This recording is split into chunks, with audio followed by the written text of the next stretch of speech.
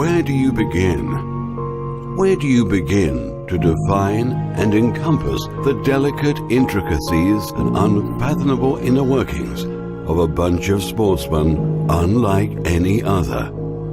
Where do you begin to describe a team of mercurial unpredictability? There's just something about the Pakistan cricket team. The 1954 babes of cricket who upstaged England to firmly put Pakistan on the cricketing map. He's run out and Pakistan have won. A wondrous cricketing romance began. This was the time of the suave, the debonair, the time of silk scarves and brill cream. Led by Abdul Hafiz Kardar, the skipper, the father of Pakistan cricket. In Fazl Mahmood's oval heroics, Pakistan had found its hero. Over time, there would be others who would take up this mantle. Hanif Muhammad, the Little Master, he of 337 of the most obdurate runs, the wall that would not let up. There were victories, there were defeats, and as time went by, Pakistan carved out its own unique identity into the cricketing fraternity unlike any other. There were mavericks, and there were those who revived a dying art. There were those of the silky wrists and the studious game. There was a street fighter who showed that Pakistan was no longer afraid of being brave, and a six that was stamped into the nation's psyche forever. There were magicians of a supposed dark art, dark only because no one else yet knew how to conjure up such magic.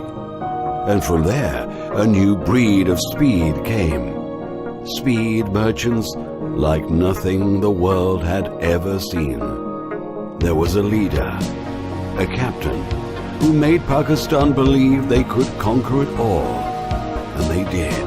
The cornered tigers roared. Pakistan win the World Cup. They were champions, and they ruled the world. There were new heroes.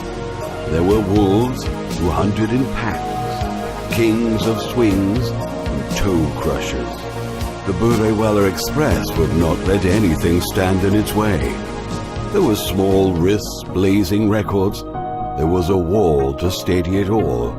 There was magic and guile. There was a whirlwind that shook everything. Madness would have a new max. And there was a lightning bolt. The long line of fast bowlers had reached its crescendo in speed. A new sheriff was in town. There was lazy elegance, and there was brute force. There were sad, dark times, and yet there was strength within. There was exile, millions of eyes set upon barren arenas, yet there was strength again. There was resolve, there was sheer class and power of will. That he was not the chosen one would not stop him. And again from the ashes they would rise.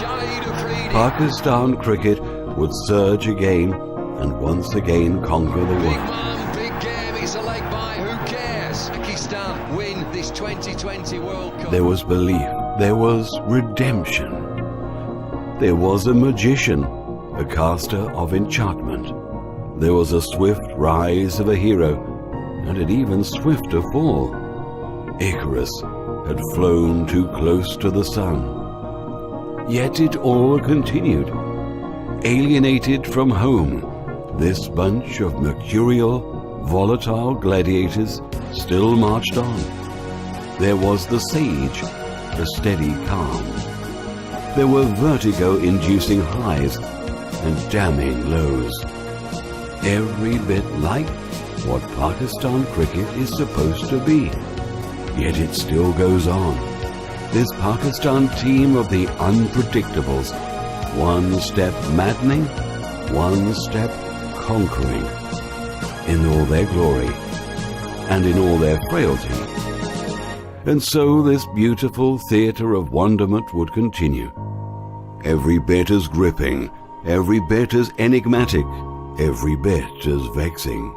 There's just a certain kind of magic, a certain kind of maddening power.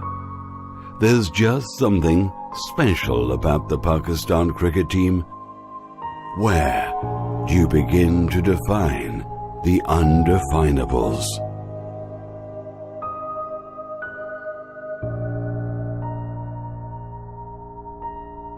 I think we've worked out which Pakistan have turned up today. It's the one to be afraid of.